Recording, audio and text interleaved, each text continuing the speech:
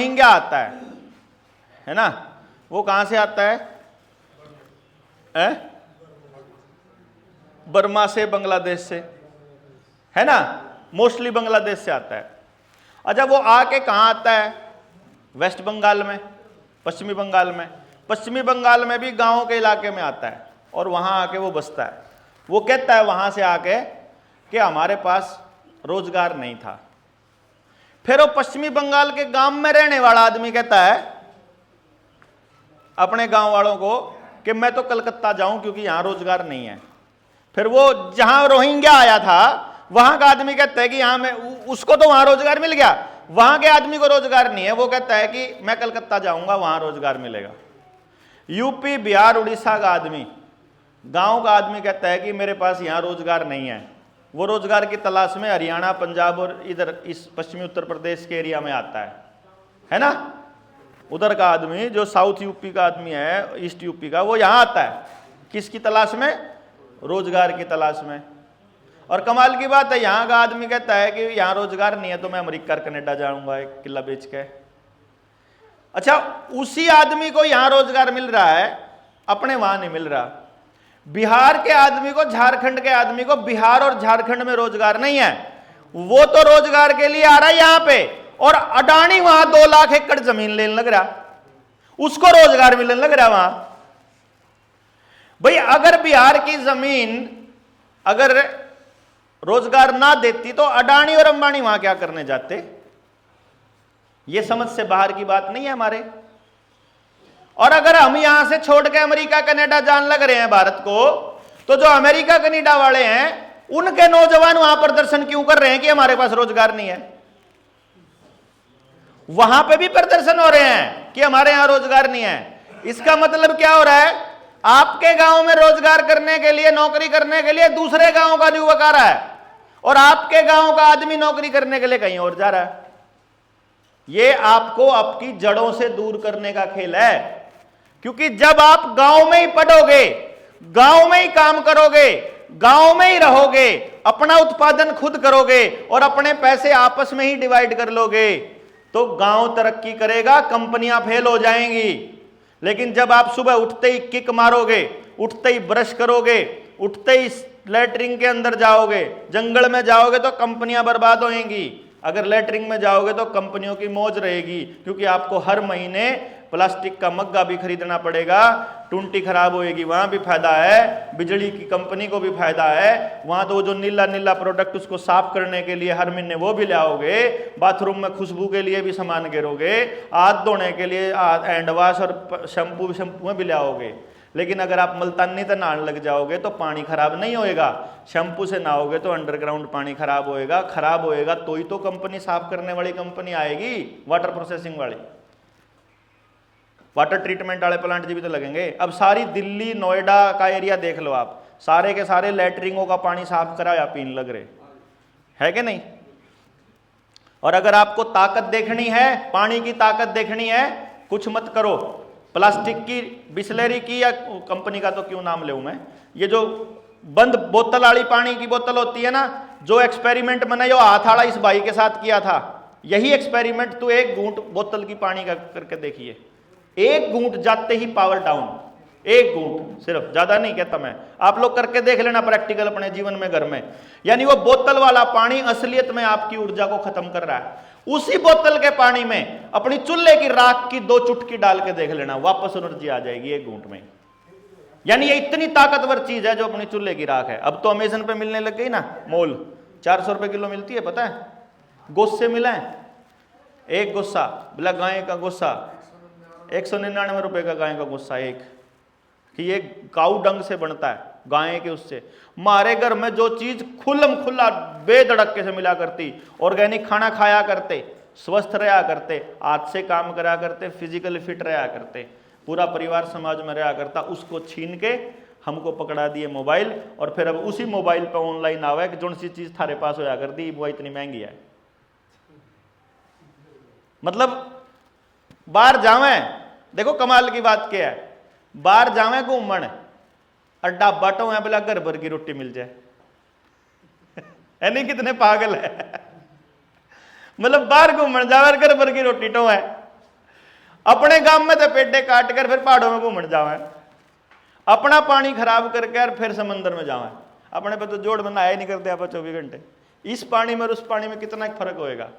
बोला भाई हमारे गांव वाला तो कभी करनाल भी नहीं देखा था। तो करनाल देख के करोगे के? जिन्हें देख लिया उनने क्या कर लिया भाई? जिन लोगों ने हमने सारा देश घूम लिया, हमने क्या कर लिया? सारा देश घूम के ना फिर भी खड़े तो यही है, फिर भी पूरा तो धरती पाड़ेगी। खाना तो वही 2 दाल रोटी है। जब पता चला आपने, मैं एक बड़े इंडस्ट्रियलिस्ट के पास बैठा था, अच्छा बड़ा इंडस्ट्री था, 5-6 हजार करोड़ का मालिक था, और वो डाइनिंग टेबल पे खान लग रहे, हम भी बैठे थे, तो वो नौकर चाकर में लग रहे उस परोसन रोटी, और वो कहा बोला मैं तो बस खिचड़ी खाऊंगा। भाई इतना सारा रोला यू खिचड़ी खाने का तर कर रहा, ये तो हम घर ही नहीं खा लेंगे कड़ी हो है। ये तो सब कहने की बात है जिसको आप लोग तरक्की बोल रहे हैं। ये तो समझाने की बात है गांव वालों को कि असली तरक्की 2 ही चीजों में है। आपके जीवन का स्तर ऐसा रहे जहां आपकी आत्मा और आपके दिमाग पर बोझ ना हो। आत्मा और दिमाग पर बोझ लेके और शरीर को खराब करके आप दुनिया की किसी भी चीज को एंजॉय नहीं कर सकते, आप दुनिया की किसी चीज का आनंद नहीं ले सकते, चाहे कितना ही पैसा हो जाओ, घना ही पीछा पड़ा हो, और भाई खतरा हो बाहर लिकट दे मरण का, ऐसी जिंदगी का क्या फायदा? घना ही पैसा हो और 24 घंटे कमर में दर्द रहता हो, फिर चाहे 5 करोड़ की गाड़ी ले लो, चाहे 15 करोड़ की ले लो, दर्द तो उसमें 5 करोड़ वाली में भी होएगा, और अपने बुग्गी जोटे में भी नहीं बैठ सकता हो तो। और अपने वाला जिसका कुछ नहीं है वो जोटे पे भी कूद लेगा, जोटे पे बैठ के कूदा कर जाया करते हम तो खेत में तगड़े तगड़े अपना घोड़ा बना लिया करते, अपने जोटे नहीं। तो जी ये तो कहने, ये तो दुनियादारी की बात है। रियलिटी तो ये है कि जब तक पूरा समाज मिलकर के रहना नहीं सीखता तब तक कोई तरक्की नहीं है। असली तरक्की है हमारे साथ रह के जीवन में। हम इतने बढ़िया तरीके से इकट्ठे रहते हैं, पहले इतने बढ़िया तरीके से नहीं रहते थे। जिस दिन समाज ये कहना शुरू करेगा उस दिन समाज तरक्की और विकास करेगा। ये बिल्डिंग विकास की निशानी नहीं है। असली विकास क्या होता है? हमारे किसी भी कर्म से जीव मात्र का नुकसान ना हो, पर्यावरण का नुकसान ना हो, वो है असली विकास। हमारे पुरखों के मकान अगर आप देख लोगे ना, हमारे जो पुरखों ने जो बनाए थे, जो अपने मकान होया करते गांव में, जो असली मकान होया करते, वो मकान ऐसे थे, उसमें इस्तेमाल होने वाली हर ईंट और हर लकड़ी इस्तेमाल होया करती दोबारा अगले मकान में। इस मकान में जितना यू लग गया ना, जितना लोहार सीमेंट लग गया, ये अब किसी काम का नहीं है। और सीमेंट की सबसे ज्यादा ताकत 28वें दिन होती है। यानी कि जिस दिन वो सीमेंट बनी, जिस दिन उस मतलब ये लगा काम कर दिया, लेंटर डाल दिया, 28वें दिन सबसे मजबूत है। उसके बाद वो कमजोर होना स्टार्ट हो जाती है, उसके बाद वो कमजोर ही होएगी। और जिस दिन ये गिरेगा उस दिन ये किसी काम का नहीं है। यानी जितनी मेहनत थी वह जीरो। अब ये देख लो कि इसको हम विकास कहते हैं, या जो पर्यावरण का बिल्कुल नुकसान ना करता हो वैसे जीवन को विकास कहते हैं। और मैं नहीं समझता कि गांव का आदमी इतना मूर्ख है। मैं ये मानता हूं जिसके पास बहुत सारा पैसा आ गया, जिसके पास पावर है वो पावर के नशे में है, जिसके पास पैसा है वो पैसे के नशे में है। जो शहर में जा लिया उसके शरीर में 24 घंटे धुआं है, धुआं और मोबाइल और टीवी। इन लोगों का तुम्हारी बात समझ में आवे नहीं। चौथा पढ़ा लिखा है, उसके किताबों का नशा हो गया। किताबों का भी नहीं, उन नंबरों का नशा है। मतलब कहने का मतलब हम पढ़े लिखे आदमी के ऊपर ज्यादा सामान, और जो नुके है ना मैं पढ़ा लिखा हूं, हम उस पर ज्यादा समय बर्बाद नहीं करा करते। हम समझ जाए तू तुम्हारे काम का है ही नहीं। मतलब चाहे कोई कितनी डिग्री कर रहा हो, अगर वो ये कह सकता है कि भाई मैं पढ़ा लिखा नहीं हूं, भाई मैं तो वही देसी आदमी हूं गांव का, अभी भी जमीन से जुड़ा हुआ, उसके हमारी बात समझ में आ जाएगी। जमीन से जुड़े हुए आदमी का हमारी बात समझ में आ जाएगी। और मुझे इतनी बात का पता है, अपने गांव में जगह टोण निकलोगे तो ज्यादातर आदमी जमीन से जुड़े हुए लोग मिलेंगे, ज्यादातर लोग। इसलिए आज भी अगर देश को बचाने का अगर कोई रास्ता नजर आएगा, अगर देश को बचाने की कोई उम्मीद की किरण है तो वो गांव है। अगर ये देश बचेगा तब जब यू गांव बचेगा, और गांव तब बचेगा जब गांव के आदमी एक्टिव होंगे, और बाहर से कोई नहीं करने आएगा। बस ये नियम कुछ छोटे मोटे नियम है, यो करना पड़ेगा। तो जिनके बच्चे बर्बाद हो रहे हैं वो जब तक आके एक जगह पे बैठ के बात नहीं करेंगे और उसके ऊपर निर्णय लेकर के कुछ करना शुरू नहीं करेंगे, तब तक कुछ भी नहीं बदलेगा। भाषणों से अगर देश बदलता तो जी पता नहीं क्यों जिंदा, बदलेगा तो करने से ही। हम लोग सिर्फ भाषणों पे ना रह करके कुछ करना चाह रहे हैं। तो अगर आपके गांव में से, सबसे पहले तो इस गांव के लोग कौन कौन, हाथ खड़ा करना जो इस गांव के हैं। आप इस गांव के लोग हैं, इस गांव के लोगों में से इनमें से किस किस को लगता है कि हालात बदलने चाहिए? बदलने चाहिए। बदलेंगे कि नहीं वो नहीं भाई, बदलने चाहिए। किसको लगता है? आपको लगता है ना सभी को कि बदलने चाहिए। अगर बदलने चाहिए तो गांव में बैठना पड़ेगा एक बार तो जी। क्यों जी? बैठे बिना तो नहीं शुरुआत होगी ना।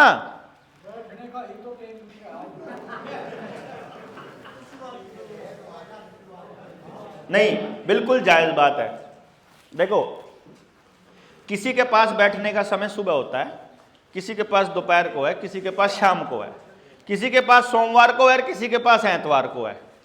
सबके पास एक ही टाइम पर बैठने का समय नहीं है, हम ये मानते हैं। अगर आप एक मुहिम चलावें, एक जस्ट सोचने की बात है, जरा मुझे बताना कि ये चल जाएगा कि नहीं। मान लो आप जो बाकी बाहर से आ रहे हैं साथी, उनमें से कोई साथी है जो एक हफ्ता दे सकता हो किसी गांव को? जो है लगा सके भाई आपा, दो दिन एक दिन लगा सके आपा गांव में, है ना। अच्छा, मान लो हम एक काम करते हैं, जितने साथी अलग अलग गांव से यहां आए हुए हैं वो मीटिंग करो भाई। 3 दिन मेरे गांव में लगा दो, 3 दिन मेरे गांव में, 3 दिन मेरे गांव में, ऐसा ऐसा करके प्लानिंग करो भाई। अलग अलग लोगों के गांव की प्लानिंग करो भाई। 3 दिन की है। 3 दिन में आपने क्या करना है, एक तारीख निश्चित कर लेते हैं, कोई भी संडे का दिन रख लेते हैं गांव का भाई। आप इस दिन सारे इकट्ठे होंगे और घर में आदमी औरत सब ने आना है और इनवाइट करते हैं, हम न्योता देते हैं उनको आने का। बस आप क्या भूल जाते हैं, हम लोग किसी को निमंत्रण देते हैं, हम ये भूल जाते हैं कि गांव के आदमी का निमंत्रण स्वीकार करने का तरीका अलग होता है। हमारा गांव का आदमी का के जुगाड़ है कि जब न्यू पता है ना कि भाई न्यू करके 3 घर छोड़ के ब्याह है और उसमें चूल्हा नहीं होता हमारा, और सारे परिवार ने रोटी वहीं खानी है, तो तड़की खाना किसी का बनया नहीं है। 11 बज लिए, नहा धोगा अपनी बैठक में बैठा रहोगा, जावे नहीं ओढ़ा खान। उन्हें कहूंगा चल रोटी खा ले, अगर बुलान तो आए ही नहीं। और मान लो नाई बुलान आ गया तो न्यू कहेंगे नाई आया, वो नहीं आया, वो आएगा जब चलेंगे। और जो एक बार आ जाएगा तो फिर न्यू बाट देखेंगे, एक बार और आने दे फिर चलेंगे। मतलब जहां जाना है पक्का है, उन्हें पता है कि मैं जाऊंगा वहीं, उन्हें न्यू भी पता कि रोटी वहीं खाएंगे, लेकिन फिर भी वो बाट देख रहा है कि वो बुलाने आएगा तो जाएंगे। ये हमारे आदमी का वो है, यानी कि जहां दिमाग में पहले से ही है कि यू अपना जाना है, फिर भी वो बुलाने का इंतजार कर रहा है। तो एक काम कर ले, उस आदमी ने घर जाकर चिट्ठी देकर बुला ले आपा। क्यों जी भाई? अगर हम लोग एक चिट्ठी बना लें पूरे गांव में जितने घर हैं 100 कागजों पे निमंत्रण पत्र लिखवा के एक लिफाफे में पैक करके उन्हें दे दे भाई तेरी निमंत्रण है यो, और तुमने दोनों ने सहपरिवार आना है वहां गांव में, चर्चा करेंगे इन मुद्दों पे, आओ बैठ के चर्चा करते हैं। और जिस दिन वहां गांव में मीटिंग हो, उस चर्चा में हम ये माने 100 घरों में से मान लो 30 घर आ गए, कितने घर रह गए जी?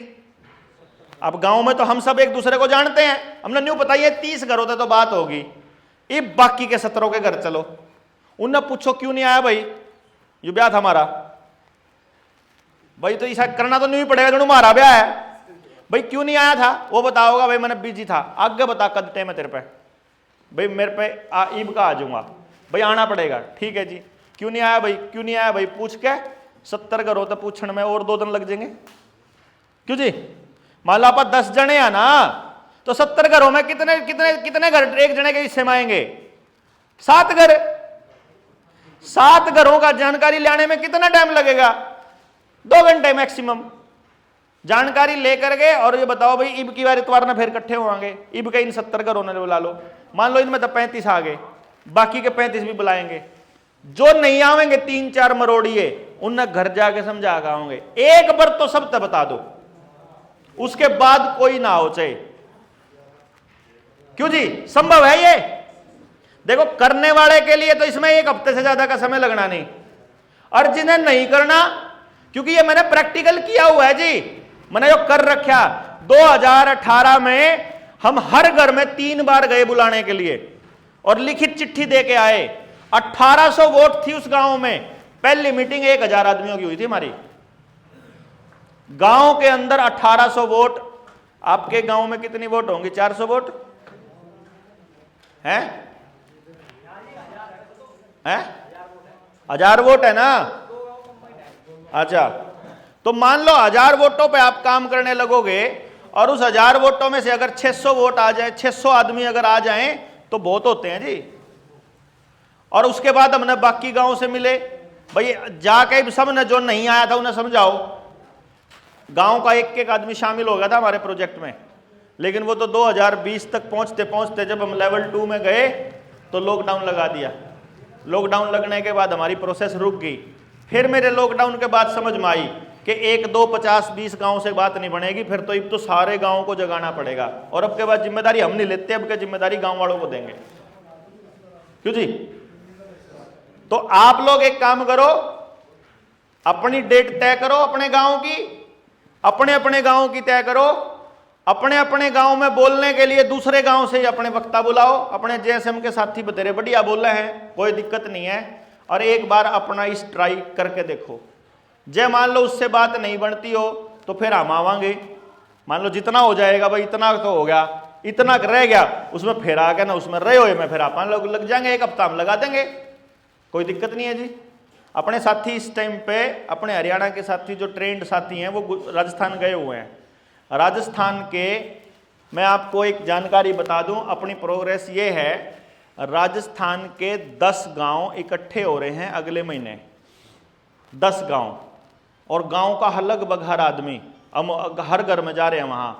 और उन 10 गांव, पूरा का पूरा गांव कर्ज मुक्ति डिक्लेयर करने वाला है कि जब तक जवाब नहीं आ जाएगा गांव के किसी भी व्यक्ति की कोई भी किस्त नहीं जाएगी बैंक वालों को, जब तक सारा जवाब नहीं आ जाएगा पूरे गांव में से। कि भाई पूरा गांव मुक्त करो, या तो फिर एक दो आदमी को फायदे का क्या मतलब है? क्यों जी? और जिस दिन गांव इस लेवल पर आ जाएगा, भाई कर्जे से मुक्ति हो गई पूरे गांव की, अब पैसा आपने किसी का देना नहीं, अब जो पैसा अपने पास पड़ा है वो गांव पे ही लगाना स्टार्ट कर दो, कंपनी को नहीं देंगे, उस दिन गांव की तरक्की चल पड़ेगा। तो आप सब लोग इस पे, इस दिशा में काम करके सोचो, इस पर देखो कि आप किया जा सकता है कि नहीं किया जा सकता। गांव में जाकर के इसके ऊपर चर्चा करना स्टार्ट करो। चर्चा के बाद कोई ना कोई नतीजा निकलेगा, लगातार बात करेंगे तो कुछ ना कुछ जरूर निकल के आएगा। और बहुत जल्दी हो सकता है कि कोई बड़ा ऐलान जनता सरकार मोर्चा करे। अगले 3-4 महीनों में हम लोग कुछ बड़ा करने की योजना कर रहे हैं, तो वो जो प्लान है वो आप तक पहुंच ही जाएगा। तब तक आप लोग अपने गांव को जगाना चालू कर दो।